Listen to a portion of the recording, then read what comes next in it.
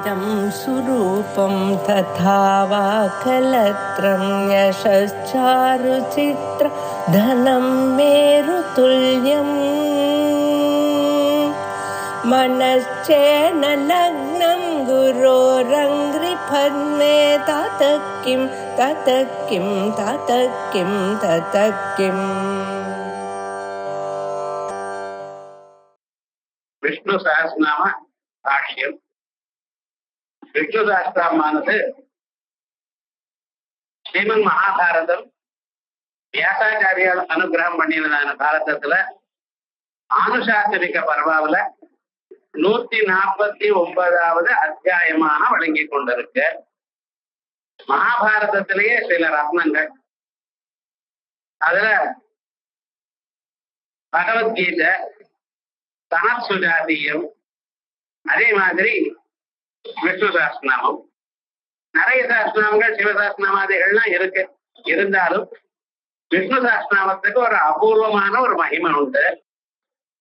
இந்த விஷ்ணு சஹஸ்ரநாமத்துல ஒரு விசேஷம் என்ன அப்படின்னு பார்த்தோமையானால், இது 3 கௌரவங்களோட கூடியிருக்கு. எந்த ஒரு பொருளும் உயர்ந்ததான ஒரு நிலையை அடையணுமையானால் அது இன்ட்ரின்சிக் கண்டென்ட், வஸ்து கௌரவம் இருக்கணும். நிஜமாகவே வஸ்து கௌரவம் இருந்தா தான் அது சிறந்ததாக ஆகும். வஸ்து கௌரவத்தோட மட்டும் போறாது, வக்திரு கௌரவம் இருக்கணும். அது சொல்றவர் ரொம்ப பெரியவரா இருக்கணும். இன்னார் சொன்னார்னு சொன்னா அதுக்கு ஒரு விசேஷம் உண்டு. இந்த வக்திரு கௌரவம் வஸ்திரு கௌரவத்தோட சேர்ந்து ஸ்ரோத்ரு கௌரவமும் இருக்கணும். அது கேட்கிறவரும் ரொம்ப பெரியவரா இருக்கணும். அப்பதான் அதுக்கு ஒரு உயர்ந்ததான ஒரு நிலையானது கிடைக்கும். இப்படி அந்த 3ம் இங்க இந்த சஹஸ்ரநாமத்துல மிக சிறந்ததாக அமைஞ்சிருக்கு. அதுல வஸ்து கௌரவம் பத்தி சொல்லவே வேண்டாம். ஏன்னா இதுல இருக்கக்கூடியதான தத்துவம் சாட்சாத் பரமாத்ம தத்துவம். எந்த ஒரு தத்துவம் உபனிஷத்துகள் எல்லாம் சொல்லப்படுறதோ, எந்த ஒரு தத்துவமானது சாகாஷ்டாதாபராகதி அப்படின்னு எல்லாத்த விட மிக சிறந்ததாக சொல்லப்படுகிறதோ அந்த பிரம்மத்தை பத்தி இங்க பேசிக் கொண்டிருக்கோம்.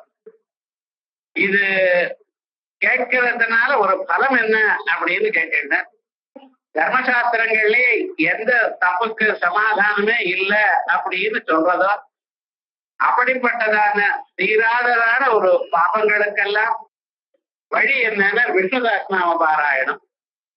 இதை கேட்டாலே போரும். நம்ம பாராயணம் பண்றதுன்னு உண்டு, கேட்டாலும் போரும் அப்படின்னு ஸ்ருணுயாத்துன்னு வேற சொல்லியிருக்கு. காதால கேட்டாலே போயிடும். அதோட மட்டும் இல்லாமல் இந்த நாமாக்களை நாம் அனுசந்தானம் பண்ணி கொண்டிருந்தோமே ஆனால் சகல க்ஷேமமும் ஏற்படும். வாழ்க்கையில எந்த ஜன்மாவிலும் நாம என்னென்ன பாபங்கள் பண்ணினோமோ அத்தனையும் போய் அவளுக்கு பரமானந்தமான ஒரு நிலை கிடைக்கும், மோட்சமும் கிடைக்கும். அப்படி மிக சிறந்ததாக வேதங்கள்லாம் சஹஸ்ரபீர்ஷா புருட சஹஸ்ராட்ச சஹஸ்ரபாத் அப்படின்னு ஆரம்பிச்ச எந்த புருட சூக்தத்தை சொல்றதோ அதே புருட சூக்தம் தான் இங்க சாதாரணமான மனுஷர்களுக்கு இப்படி சொல்லியிருக்க. ஓர்பாதோ எஸ்ய நாபி, பூமி பாதங்கள் பூமியாகவும், யாருடைய நாபியானது ஆகாசமாகவும், யாருடைய தலையானது தேவலோகமாகவும், சந்திரனும் சூரியனும் யாருக்கு கண்களாகவும், கர்ணங்கள் 2 காதுகளும் திக்குகளாகவும், எப்படி இந்த அவருடைய முகமானது சாட்சாத் அக்னிஸ்வரூபமாகவும், சமுத்திரங்கள் யாருடைய மூத்திரஸ்தானமாகவும், சகல புவனங்களும் யார் சரீரத்துக்குள்ள அடங்கி இருக்கோ அப்படிப்பட்டதான விஸ்வமூர்த்தி, விஸ்வமே உலகமே அவருடைய வடிவமாக இருக்கிற அந்த பரம்பொருளானவர் இங்கே சொல்லப்படுகிறார். மனசுக்கும் வாக்குக்கும் எட்டாததான ஒரு ஸ்வரூபம். அதே ஸ்வரூபத்தை உலகமெல்லாம் ஒரு ரூபமாக இருக்கிற ஒரு வடிவமாகவும் நமக்கு சொல்லப்படுறது. அப்படிப்பட்டதான அந்த விஷ்ணு சஹஸ்ரநாமத்தை பீஷ்மாச்சாரியார் சொல்றார். அந்த பீஷ்மாச்சாரியார் சொன்னதான ஸ்வரூபத்தை பரீட்சித்து தர்மராஜா அதை கேட்கிற. ரொம்ப பக்தாக்கிரேசரா இருக்கக்கூடியதான தர்மராஜா இந்த ஸ்வரூபத்தை பீஷ்மாச்சாரிய பரமாத்மாவை கேட்கிற. யுத்தங்கள்லாம் நடந்தது, முடிஞ்சாச்சு, பட்டாபிஷேகமாச்சு, அதற்கு பிறகு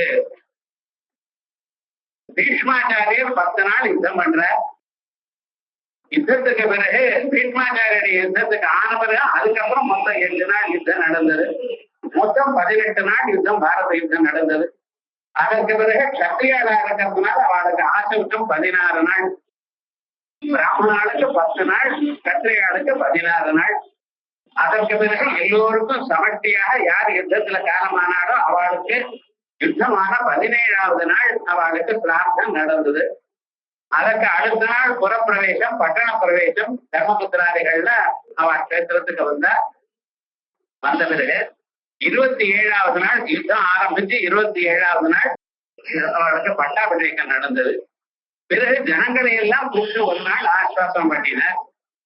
இப்படி யுத்தம் ஆரம்பிச்சு 38 நாட்கள் ஆச்சு. 38வது நாள் ராத்திரி எல்லாம் முடிஞ்ச பிறகு தர்மபுத்திரர் யோஜனை பண்ற, இவ்வளவு பெரிய லோகத்துல நஷ்டம் வந்திருக்க, எத்தனை யானைகள் காலம் ஆயிடுது, எத்தனை ஒட்டகங்கள், எத்தனை மனுஷிகள், எவ்வளவு பேர் கஷ்டப்பட்டிருக்க, இத்தனைக்கும் காரணம் எனக்கு ராஜ்யம் வேணுங்கிற எண்ணம் அல்லவா? எனக்கு ராஜ்யம் வேணுங்கிற ஒரு எண்ணத்தினால்தானே இத்தனை பேருக்கு துன்பம் நடந்திருக்கு. எத்தனை புருஷர்கள் பிராணம் விட்டிருக்க, எத்தனை ஸ்திரீகள் அவ ஆசைக்காரர் இல்லாம போயிருக்க. இதுக்கெல்லாம் காரணம் தேசத்துக்கு எவ்வளவு நஷ்டம் நடந்திருக்கு. இதுக்கெல்லாம் காரணம் எனக்கு ராஜ்யத்துல ஒரு ஆசை அல்லவா?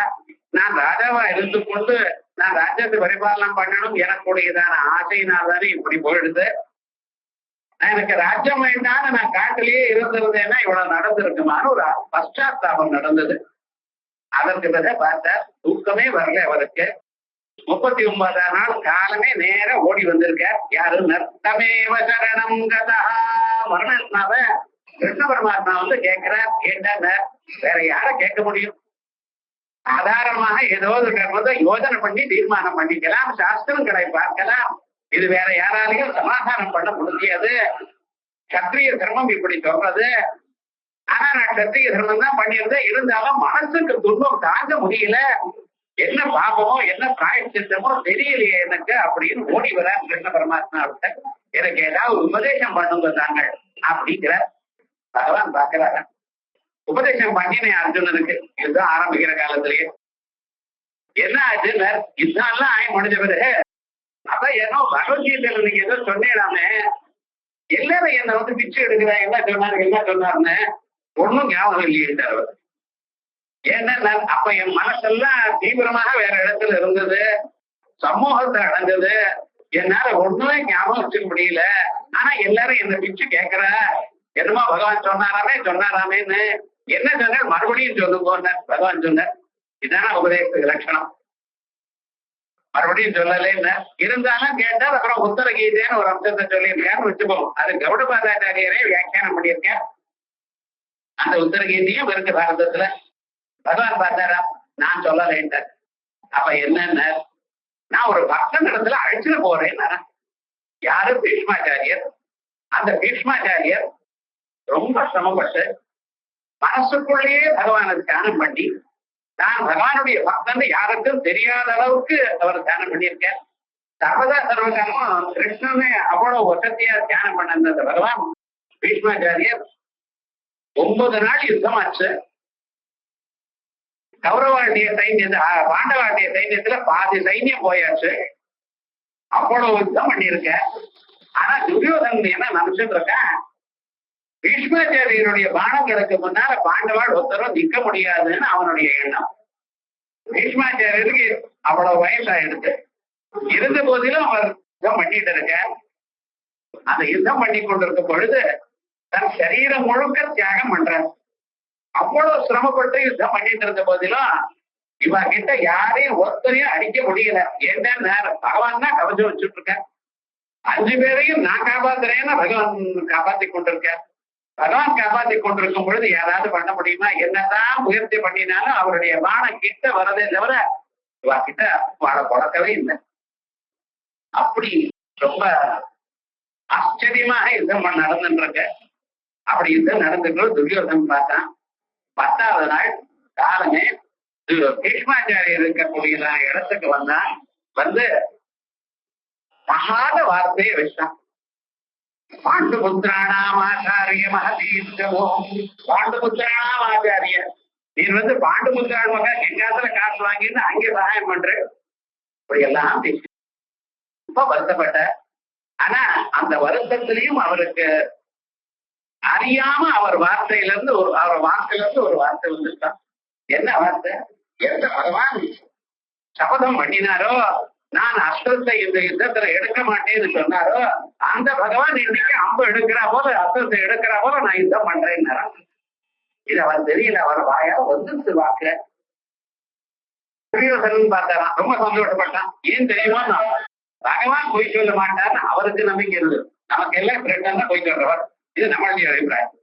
துரியோதனன் பகவான் பொய் சொல்ல மாட்டார், எப்ப பிரதிஜைக்கு பங்கம் பண்ண மாட்டார், தான் அப்ப எடுக்க மாட்டேன் ஆயுதத்தை எடுக்க மாட்டேன்னு சொன்னவர், அவர் அப்ப எடுக்கணும்னா அர்ஜுனன் கோலம் விட்டாதான் எடுப்பார். ஏன்னா அர்ஜுனன் அவருடைய பிராணம். ஆகையால் அர்ஜுனன் இன்னைக்கு க்ளோஸ் நடக்கின்ற சந்தோஷமா போறாரு. அதாவது பீஷ்மாச்சாரியர் மறந்து போயிட்டார், தான் சொன்ன வார்த்தையை மறந்து போயிட்டார். யுத்தத்துக்கு சித்தமானார். காலமே ஆரம்பிச்சு யுத்தம் பண்ணிட்டே இருக்கார். சாயங்காலம் வரைக்கும் 4 மணி ஆச்சு. இன்னொரு 1/2 மணி நேரம் யுத்தம் ஆயிடு போறது. ஏன்னா சூரியன் இறங்கி போயாச்சுன்னா சூரியாஸ்தமனம் வர ஆரம்பிச்சதையானால் யுத்தம் நிறுத்திவிடும். சந்தியாதனம் பண்ணுமோ இல்லையோ அப்படின்னு இருந்தது. சமயுத்தம் அப்படி இருந்தது. என்ன ஆச்சுன்னு சாயங்காலம் 4 மணி பிரார்த்தம் வந்தாச்சு. பீஷ்மாச்சாரியர் மறந்த யுத்தம் பண்ணிட்டே இருக்கார். ஆனா எங்க கிருஷ்ணன் மறக்க. ஏன்னா யாருடைய மனசுல ஒரு எண்ணம் தோணுகிறதோ அந்த எண்ணத்துக்கு பின்னால வர்ணிக்கிறார். சாட்சி அப்படின்னு சாட்சியாக பார்த்தா அவருடைய வார்த்தை வீணா போகப்படாது. யாரு தன்னுடைய பக்தனுடைய வார்த்தை வீணா போகப்படாது. என் வார்த்தை போனா பரவாயில்ல, என்ன 4 பேர் என்ன பொய்யன்னு சொல்ல போற, அவ்வளவுதான். என்னுடைய பக்தனுக்கு இந்த உலகத்துல கெட்ட பேர் வரப்படாதுங்கிற அபிப்பிராயத்துல என்னென்ன கோபத்தை நடிச்சாரா. திரும்பி அப்படி பாக்குறார் அர்ஜுனுடைய உடம்பு முழுக்க அம்பு தச்சிருக்க. ஒவ்வொரு அம்புலையும் பீஷ்மா பீஷ்மான்னு எழுதியிருக்கான். சிக்னேச்சர் போட்டு நடச்சிருக்கார். அப்படித்தான் குதிரையெல்லாம் பாக்குறார், எங்கேயும் ஒரே அம்புத்தான், தான் உடம்பு முழுக்க அம்புத்தான். அர்ஜுனனை பார்த்து, உனக்கு தேரோட்டியா இருக்கிறத விட வேற ஏதாவது காரியம் பண்ணலாம், பிரயோஜனம் இல்ல. உன்னையும் காப்பாத்திக்க தெரியல, சாரதியை காப்பாத்திக்க தெரியல, தேரை காப்பாத்திக்க தெரியல. எந்நேரம் என்னால இதை காப்பாற்ற முடியும் நினைச்சுட்டு இருக்கேன் அப்படின்னு நினைச்சிட்டு கைவாளத்தை கீழே விட்டு இறங்கிட்டான். தேரை விட்டு இறங்கி இருக்க. இறங்கினதுமே பகவான் அவருடைய ஸ்வரூபத்தை பார்க்கிறார் பீஷ்மாச்சாரியர். திரிபுவனமலம் கமலம் கமாலவர்ணம் அப்படின்னு அத்தியுதமா சங்கச்சக்கர கதாபாணியாக பகவான் தோற்றத்தை கொடுத்தாராம். யாருக்கு? பீஷ்மாச்சாரியர். அவர் பார்த்தாராம். ஏன் சங்கச்சக்கர கையில அந்த தேர்தட்டை தொட்டார். அந்த தேர்தட்டை தொட்டதுமே வைகுண்ட லோகத்துல இருக்கக்கூடியதான சுதர்சன சக்கரம் நினைச்சதான் எப்ப சக்கரத்தை தொட்டாரோ நான் இங்க வரணும் என்று அவர் கண்டு அவ்வளவு தகவல். பகவான் எப்பொழுதும் புஞ்சிரி போலதான் இருக்க. இருந்தாலும் அவருக்கு முன்னாள் அதான் மேனேஜ்மெண்ட் நினைச்சார். ஓடி வந்துட்டார் சுவாமி. அங்க கையில சக்கரம் இருக்கு. பகவான் என்ன பண்ணின, பீஷ்மாச்சாரியரை பார்த்து, அர்ஜுனா நீ பிரயோஜனம் இல்ல, பீஷ்மாச்சாரியர் நான் சொல்லத்தான் ஆகணும் அப்படின்னு 2 அடி முன்னுக்கு போடுறாராம். போடும் பொழுது மேல இருக்கக்கூடியதான உத்தரையும் கீழே விழுந்தது. அந்த உத்தரையத்தையும் தாண்டினாராம். தாண்டப்படாது, வஸ்திரத்தை தாண்டப்படாது. ஆத்துல ஏதாவது வஸ்திரம் கீழே விழுந்த அதை எடுத்துட்டு நடக்கணுமே தவிர தாண்டப்படாது. குழந்தைய தாண்டப்படாது, வஸ்திரத்தை தாண்டப்படாது. இப்படி எல்லாம் கர்மசாஸ்திரம் சொல்றது. தாண்டினாராம் பகவான். எதற்காக? என்னுடைய பக்தனுடைய வார்த்தையை காப்பாற்றணும் அப்படின்ட்டு சத்தியம் விதாதும் நிஜ பிரத்யபாஷிதம், தன்னுடைய பக்தன் சொன்னதான வார்த்தையை காப்பாற்றணுங்கிறதுக்காக அஸ்திரத்தை கையில எடுத்துட்டு 2 அடி முன்ன போனாரா. பகவான் பார்த்தார். பீஷ்மாச்சாரியருக்கு அப்ப ஞாபகம் வந்துதான், காலமே நான் என்ன வார்த்தையை சொன்னேன், என் வாக்குல இருந்து வந்திருந்து என்னுடைய வார்த்தையை உண்மையாக்கணுங்கிறதுக்காக தன்னுடைய வார்த்தையும் தாண்டி பிரதிகையை தாண்டி பகவான் வராரு அப்படின்னு கையில இருக்கிற அம்ப கீழே விட்டார். அவர் கருசை கீழே விட்டார். கீழே விழுந்து சேவிச்சாரா, நமஸ்காரம் பண்ணினார். அவருடைய சக்தி எல்லாம் இவர் ஆவர்ஜனம் பண்ணிட்டார். அவரால எழுந்துக்க முடியல. இந்நேரம் யுத்தம் பண்ணிட்டு இருக்க, எல்லாரோடையும் யுத்தம் பண்ணிட்டு இருக்க. அவருடைய அம்பு எத்தனை அம்பு போட்டாலும் அந்த மேல மேல போட்டுட்டு இருக்க. எல்லா சக்தியும் கீழே விழுந்துட்டு அவரால் தாங்க முடியல. ஓடி வந்துட்டாரா துரியோதனன் எல்லாம் கிட்ட ஓடி வர வந்து இப்படி ஆயிடுது. ஒன்றும் சொல்லல, என்னை எடுத்துட்டு போய் ஒரு மூலையில படுக்க வைங்கோன்னு சொல்ற. படுக்க வச்சிருக்க. எங்க சாதாரணமாக இந்த பெட்டில் இல்ல, அவருக்கு வீர செய்ய அர்ஜுனன் கொடுத்த அம்புகளால ஒரு படுகையை தயார் பண்ணினார். அந்த அம்புகளால தயார் பண்ணுங்க, அதுக்கு மேல படுத்துட்டு இருக்காரு. ஏன்னா வீரனா இருக்கிறவன் பகவானை தியானம் பண்ணி கொண்டிருக்கிறமே தவிர சாதாரணமாக இந்த லௌகிகமான போகங்கள் வேண்டாம் எனக்கு அப்படின்னு தொடர்ந்தார். அதுல படுத்துட்டார். அடுத்த கணம் பகவத் தியானத்திலேயே இருந்துட்டார். இப்படி அவர் 10வது நாள் மட்டும் 28 நாட்கள் கிடையாச்சு. மொத்தம் 38 நாட்கள் யுத்தம் ஆரம்பிச்சுன்னு சொன்னேன். 28 நாட்கள் படுத்துட்டு இருக்காரு. அவர் கடைசியில என்ன நினைச்சாரா, கீழே விழுற காலத்துல எந்த ஒரு சொரூபத்தை இன்னைக்கு நான் பார்க்கிறேனோ, இப்பொழுது நான் பார்க்கிறேனோ, இந்த சரீரத்திலிருந்து பிராணம் போகும் பொழுது அதே சொரூபம் எனக்கு தோணணும்னு நினைச்சார். அதையும் பகவான் நோட் பண்ணிட்டார். என்ன ஆகுது, நீங்க நினைச்சோ இல்லையோ அடுத்த க்ஷணம் நான் விட மாட்டேன், நோட் பண்ணிட்டேன். இப்ப தர்மபுத்திரர் வந்து கேட்கிறார், என்ன சொன்ன, நான் சொல்ல வேண்டாம், தர்மங்களை எல்லாம் சொல்றதுக்கு அனுஷ்டானம் பண்ணினவர் தர்மத்தை சொல்லணும். புஸ்தகத்தை பார்த்து படிக்கிறது இல்ல, புஸ்தகத்தை பார்த்து எடுத்து சொல்றதுக்கு யூனிவர்சிட்டி ப்ரொஃபசர் இல்ல. இது எப்படி இருக்கணும், தான் அனுபவிக்கணும். ஆத்ம தத்துவத்தை அனுபவித்தவன் தான் சொல்லணும். எமே வயேஷ பிரணதே தேன லப்யா அனன்ய புரோக்தே கதிரத்ர நாஸ்தி அப்படின்னு தான் அனன்யமாக அனுபவித்துக் கொண்டிருக்கிறவன் தான் இதை சொல்லணும். அப்படி தர்மங்களை தான் அனுஷ்டானம் பண்ணி உயர்ந்ததான ஒரு நிலையை அடைஞ்சதான பீஷ்மாச்சாரியர் அவர் வாக்கிலிருந்து வந்தாதான் அதுக்கு சக்தி இருக்கும். எல்லா பதங்களுக்கும் சக்தி உண்டு. ஆனா அந்த பதத்துக்கு அதிகமான ஒரு சக்தி அந்த ஜபத்தினாலையும் அந்த தன்னுடைய அனுபவத்தினாலையும் அதிகரிக்கும். நம்ம ஆட்டு குழந்தைய சந்தியாவந்தனம் பண்ண அம்மா அடிக்கிற, அப்பா வைக்கிறார், என்ன ஆகும் ஒன்றும் சொல்லல. யாரோ ஒருத்தர் வந்த கேட்டாங்க, நான் சந்தியாவந்தனம் பண்ணா என்னன்னு அடுத்த நாள் வந்து பண்ண ஆரம்பிச்சுட்டாங்க. ஏன், அவர் வார்த்தையில மதிப்பு இருக்கு, அவர் வார்த்தையில வெயிட் இருக்கு. பார்த்தா ஆகையால் கர்மத்தை அனுஷ்டானம் பண்றவா சொல்லணும். ஜபம் பண்ணி அனுசந்தானம் பண்ணிட்டு ஆத்மானுசந்தானம் இருக்க மகாத்மா சொல்லணும். அப்படிங்கிற அபிப்பிராயத்துல அவர் இடத்துக்கு பீஷ்மாச்சாரியர் எடுத்துட்டு போற தர்மபுத்திரர் எல்லாவற்றையும் கேட்கிற, கேட்க கேட்க சந்தோஷமாக ஆனந்தமாக சொல்லிக் கொண்டிருக்க. ஸ்ரீ தர்மத்தை சொன்னார், வர்ணாசிரம தர்மத்தை சொன்னார், மற்ற ராஜ தர்மங்களை எல்லாம் சொன்னார், விவகார தர்மங்களை சொன்னார். சகல விதமான தர்மங்களும் ஆனுசாசனிக பர்வா முழுக்க தர்மம் தான். பாரதத்துல சாந்தி பர்வா படிக்கணும், ஆனுசாசிக பர்வா பண்ணணும்.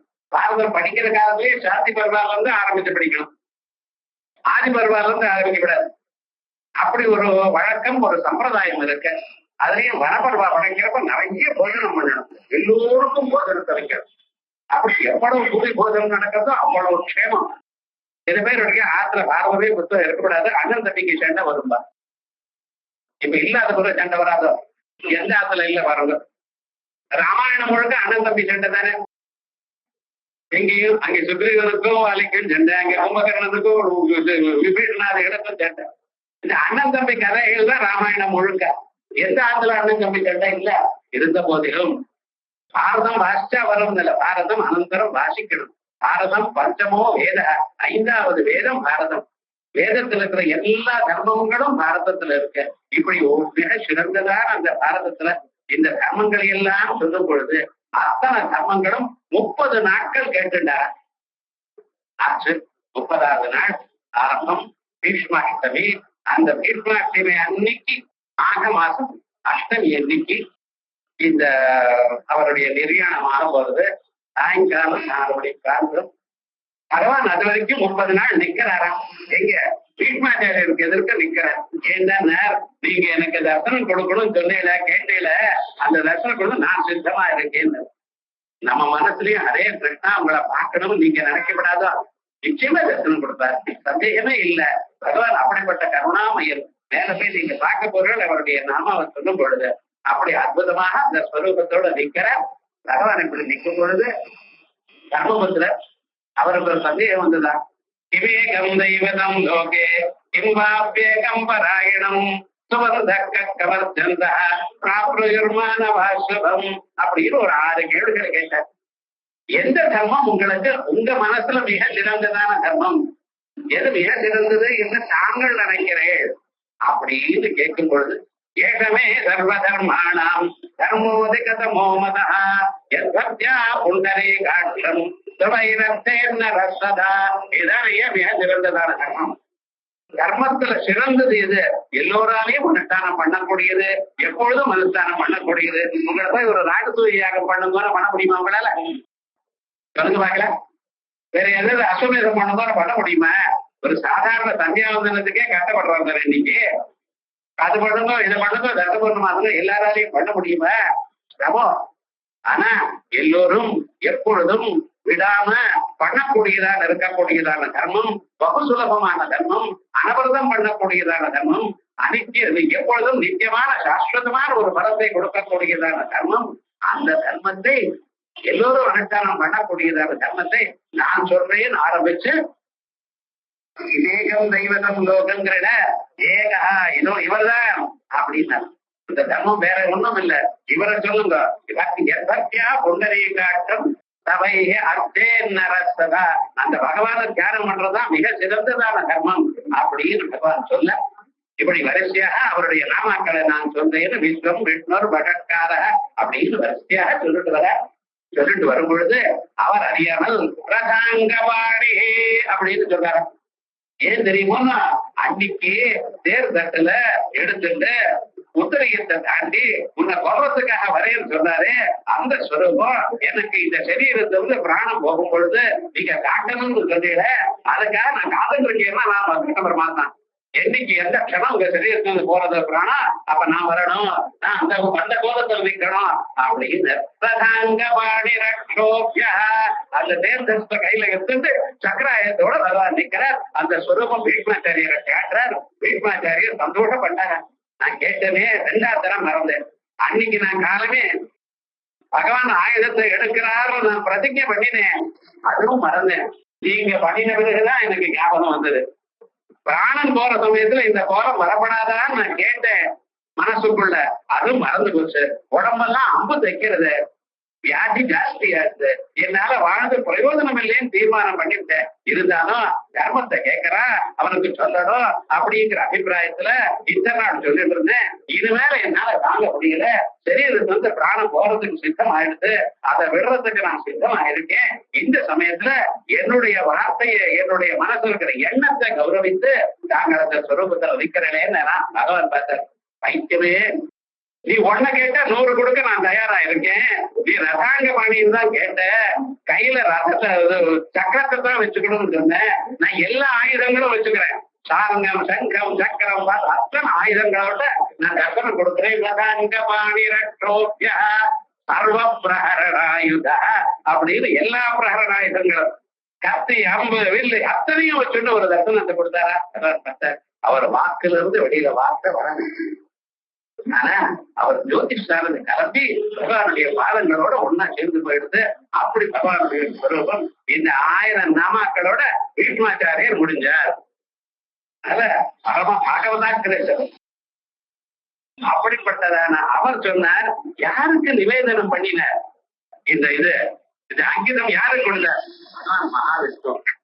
அவருக்கு முன்னாலேயே அவருடைய நாமாக்களை அவருக்கு சமர்ப்பணம் பண்ணினார்.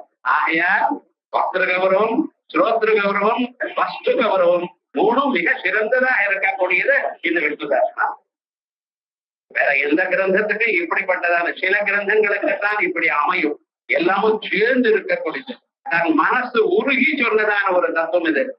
சாதாரணமான ஒரு வியக்தி இல்ல.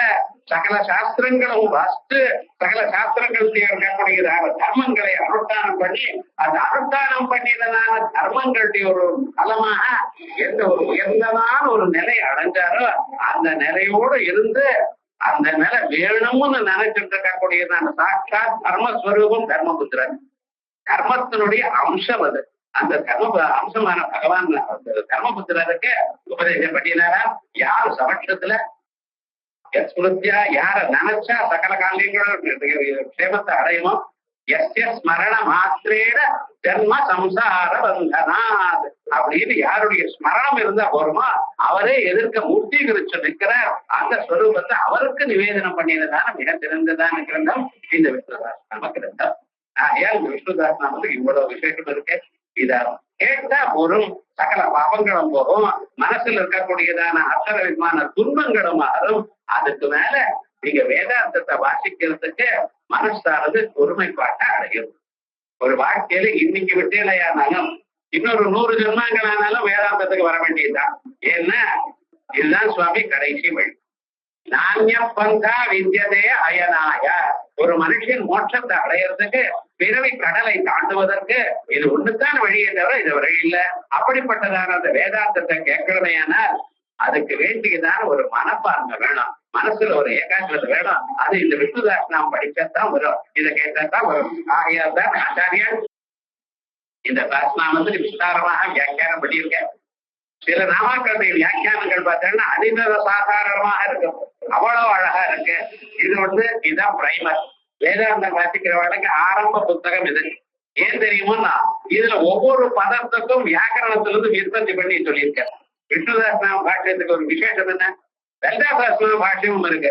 அது யாருக்கு? 4 சாஸ்திரம் வாசிச்சவளுக்கு, சாதாரணமான வழக்கு இல்ல. அவ சைவ சாஸ்திரம் தான் சொல்வார் பாஸ்கர் ராய். அது பண்டிதாளுக்கு வியாக்கியானம். இது என்ன, எல்லோருக்கும் ஆத்ம தத்துவம் புரியணும் அப்படின்னு பரம கருணையோடு பண்ணினதான பாஷ்யம். அந்த பாஷ்யத்துல முதல் ஸ்லோகத்துக்கு முதல்ல இப்ப ஆரம்பிக்க வேண்டியது நல்ல நாளா இருக்கு. இன்னைக்கு ஆரம்பிச்சா சகல சேவம் அடையுங்கிறதுக்காக சச்சிதானந்த ரூபாய கிருஷ்ணாய அகிருஷ்ணகாரிணே நமோ வேதாந்த வேத்யாய குரவே புத்தி தாட்சிணே. சச்சிதானந்த ரூபாய பிரம்மஸ்வரூபம், சத்ரூபம், சித்ரூபம், ஆனந்த ரூபம், சத்தியம் ஞானம் அனந்தம் பிரம்மா, விஜயானம் ஆனந்தம் பிரம்மா அப்படின்னு சொல்றதா இல்லையா? அப்படிப்பட்டதான் அவர் கிருஷ்ணாய அகிருஷ்ணகாரிணே, எப்பொழுதும் ஜனங்களுக்கு சேவத்தை கொடுக்கக்கூடியவர் அவரே. நமோ வேதாந்த வேத்யாய, வேதாந்தங்கள் உபனிஷத்துகள், உபனிஷத்தினால பிரதிபாதனம் பண்ணக்கூடியதான தத்துவமே. குரவே புத்தி சாட்சினே, பகவான் எங்கேயோ இருக்காரு நினைக்கிறீங்க, உங்களுக்குள்ளதான் இருக்காரு. உள்நோக்கி நீங்க பாக்குறது இல்ல, ஏன்னா வெளிநோக்கி பார்த்துதான் வழக்கப்பட்டிருக்கு. இதை இதுக்குள்ள பார்க்கணும், தியானம் பண்ணணும் பகவான. அந்த புத்திக்குள்ள சாட்சியா இருக்கிறவர் இப்ப சொன்னேன் அல்லவா, அப்படிப்பட்டதான ஒவ்வொரு எண்ணமும் உங்களுக்கு வரும் பொழுது எண்ணத்துக்கு பின்னால இருந்து பார்த்துட்டு இருக்காரு. பிரதிபோத விதிதம் மதம் அமிர்தத்வம் விந்ததே ஆத்மனா விந்ததே வீரியம் வித்யா விந்ததே அமிர்தம் அப்படின்னு இதே தத்துவத்தை ஏனோ புருஷன் சொன்னது. அப்படி புத்தி சாட்சனே கிருஷ்ணஸ்வைவாயனம் வியாசம் சர்வலோகம் வேதாப்த பாஸ்கரம் வந்தே சமாதி நிலையம் முனிம் அப்படின்னு வேதவியாசருக்கு நமஸ்காரம் பண்றார். அவர் பிறந்து அந்த வேதவியாசர் சாட்சாத் பகவான் மகாவிஷ்ணுடைய அவதாரம். வேதங்களை, இவ்வளவு பெரிய வேதங்களை 4ஆ பிரிச்சார். ருக்வேதம், யஜுர்வேதம், சாமவேதம், அதர்வவேதம் 4ஆ பிரிச்சு ஒரு சாக்கையை படிச்சா நீங்க போறோம். அதுல உங்களுக்கு என்னென்ன வேணுமோ எல்லாமும் இருக்கு. ஜாதகர்மாதி மரண பரியந்தம் எத்தனை இருக்கோ அத்தனையும் அதுல நான் போட்டிருக்கேன் அப்படின்னு அப்படி பிரிச்சிருக்கேன். அப்படி வேதங்கள் பிரித்து பகவத் மகாபாரதத்தை எழுதி விஷ்ணு சஹஸ்ரநாமம், சரஸ்வதியும், பகவத்கீதை இப்படிப்பட்டதான அநேக கிரந்தங்கள் தொடங்கினான மகாபாரதத்தை நமக்கு அனுகிரகம் பண்ணியிருக்கார். வேதாந்த சூத்திரங்களை வேற பண்ணியிருக்க. அப்படிப்பட்டதான மகாத்மா அவருக்கு நமஸ்காரம் பண்றார். கிருஷ்ணஸ்வைபாயனம் வந்தே வியாசம் சர்வலோகம் வேதாப்த பாஸ்கரம் வந்தே. வேதம் எனக்கூடியதான தாமரைக்கு சூரியன் மாதிரி மரணப்படி பண்ணின அவருக்கு சமாதி நிலையம் முனிம் சஹஸ்ரமூர்த்தே புருஷோத்தமஸ்ய சஹஸ்ரநேத்ரானன பாதபக்வாஹோ சஹஸ்ரநாம் நாம் ஸ்தவனம் பிரஜத்ரம் நிருச்சதே ஜன்மஜராதிசாந்தியை. சஹஸ்ரமூர்த்தே புருஷோத்தமஸ்ய, ஆயிரக்கணக்கான கண்கள், ஆயிரக்கணக்கான காதுகள், ஆயிரக்கணக்கான கைகள், எங்க பார்த்தாலும் விஸ்வரூபத்தில் அப்படிப்பட்டதான ஸ்வரூபம். புருஷோத்தமஸ்ய க்ஷர அக்ஷர விலட்சணம் புருஷோத்தமம். யஸ்மாத் க்ஷரமதீதோகம் அக்ஷராதிபிதோத்தமः அதோஸ்மி லோகே வேதேத பிரதிதம் புருஷோத்தமः. அப்படிப்பட்டதான புருஷோத்தமஸ்ய சஹஸ்ரநேத்ரானன பாதபாஹோ, அவருக்கு சஹஸ்ரநாம்னாம் ஸ்தவனம் பிரஜப்தம். நீங்க எதை படித்தாலும் சரி, சஹஸ்ரநாமத்தை படித்தது ரொம்ப விசேஷம், சஹஸ்ரநாமத்தை படித்தது விசேஷம். ஏன் சுவாமி அப்படி சொல்றேன்? புருஷசூக்தம் படித்தா போராதோ? படிக்கலாம், ஆனா புருஷசூக்தத்தை விட இது வசத்து. ஏன் தெரியுமா? யானி நாமானி கௌடானி விக்யாதானி மகாத்மனா ரிஷிபிப்பரிகீதானி தானி பட்சாமி பூதயே அப்படின்னு வேதங்கள்ல 1000 மந்திரங்கள்ல எங்கெங்க இருக்கோ அந்தந்த நாமாக்களை எடுத்து நான் ஒரு மாலையா கட்டி போட்டிருக்கேன் பகவானுக்கு. அங்கெங்க காசி மாலை போட்டுக்கிறாரோ இல்லையா ஸ்திரீகள், அத்தனை காசுகள் போட்டுக்கிறாளே, அதே மாதிரி ஒவ்வொரு காசும் ஒவ்வொரு நாம, ஒவ்வொரு மந்திரம், ஒவ்வொரு மந்திரமும் வேதத்துல இருக்கக்கூடியதான மந்திரத்துல ஒரு பகுதி. அதை அப்படி எடுத்து நமக்கு கொடுத்திருக்க. அதனால சஹஸ்ரநாமத்தினால பகவான ஸ்தோத்திரம் பண்றது மிக சிறந்தது. சஹஸ்ரநாமனாம் சவனம் ரகசியம் நிருச்சதே. இதுக்கு வியாக்கியானம் பண்றேன். ஜன்மஜராதி சாந்தியை, ஜன்மஜராதி இது மேல பறவை கிழத்தனம் மரணம் இவைகள்லாம் இருக்கக்கூடாது அப்படின்னு சொல்லி தர்மான சேஷேனா பாவனானி சர்வதா யுதிஷ்டிரஹ சாந்தனவம் புனரேவாப்ய பாடதா ருத்வா தர்மான சேஷேனா. எல்லா தர்மங்களையும் 30 நாட்கள் கேட்டு, அதுக்காக முன்னால கதை சொன்னேன். 30 நாட்கள் கேட்டுட்டே இருக்கிறது, விடாம பாடம் 10 அப்படி அத்தனை தர்மங்களையும் கேட்டுவிட்டு பாவனா நிஜ தர்வதா. தர்மமானது கேட்டாலே புண்ணியம், மனுஷால தூய்மையாக்குறது, இந்த மனசுல இருக்கிற பாபங்களை எல்லாம் அகற்றுறது.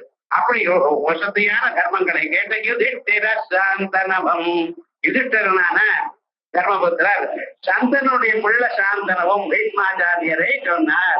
புனரேவாப்ய பாஷதா. மறுபடியும் இத்தனை தடவை 30 நாட்கள் கேட்ட பிறகு திகட்டலையா, திரும்பியும் கேட்டு இருக்கார். புனரேவாப்ய பாஷதா. எப்படி இமேகம் தெய்வதம் லோகே இம்பாப்யேகம் பராயணம் சுவந்தகம் கமர்தந்தः பிராப்னுயிர்மானவாசுபம் கோதர்ம சர்வதர்மாணாம் பவதः பரமோ மதः கிம் ஜபன் முச்சதே ஜந்துः ஜன்ம சம்சார பந்தனாத். 6 கேள்விகள் கேட்டிருக்கேன். இமேகம் தெய்வதம் லோகே முதல் கேள்வி, இம்பாப்யேகம் பராயணம் 2வது கேள்வி, சுவந்தகம் 3வது, கமர்தந்த பிராப்னுயிர்மானவாசுபம் 4வது, கோதர்ம சர்வதர்மாணாம் பவதः பரமோ மதः 5வது கேள்வி, கிஞ்சபன் முச்சதே ஜந்துஹோ ஜன்ம சம்சார பந்தன அப்படின்னு 6வது கேள்வி. இந்த 6 கேள்விக்கு பதில் தான் விஷ்ணு தர்ப்பணம். அதுல 5வது கேள்விக்கு பதில் தான் விஷ்ணு தர்ப்பணம். மீதி 5 கேள்விகளுக்கு பதில் இன்ட்ரோடக்ஷன்லயே சொல்லிவிடுற. 6வது கேள்வி, எதை ஜெபிச்சு மனுஷன் சேவத்தை அடையலாம் அப்படின்னா நீங்க ஜெபிக்க வேண்டியதுக்காக இதை சொல்லியிருக்க. இது மேல நாம் தினந்தோறும் எவ்வளவுதான் டைம் ரொம்ப சிரமமா இருந்த போதிலும் இந்த விஷ்ணு சஹஸ்ரநாமத்தை ஒரு தடவை படிக்கிறதுன்னு காலமையோ சாயங்காலமோ மத்தியானமோ அல்லது வேற எப்பவுமே டைம் இல்லைன்னா ராத்திரி படுக்கிறதுக்கு முன்னாலேயாவதும் ஒரு தடவை பகவானுடைய நாமாக்களை சொல்ல வேண்டியது. தினந்தோறும் சொன்ன ஒரு நாமாவை அனுசந்தானம் பண்ண வேண்டியது அப்படின்னு ஒரு பிரதிஜை பண்ணுவோம். இந்த பிரதிஜையை நிறைவேற்றிக் கொள்வதற்கு பகவான் தான் சக்தியை கொடுக்கணும். நம்மள அதை நிறைவேற்றி கொடுக்கிறது. அப்பா சரணாகத தீனார்த்த பரித்ராண பராயணே அப்படின்னு உங்களையே சரணாகதி அடைகிறோம், என்ன பண்ணும்படி நீங்க தோணுங்க அப்படின்னு பகவானை பிரார்த்தித்துக் கொண்டு இதுக்கு மேல் பாகமானது சனிக்கிழமைக்கு அடுத்த சனிக்கிழமை பார்ப்போம்.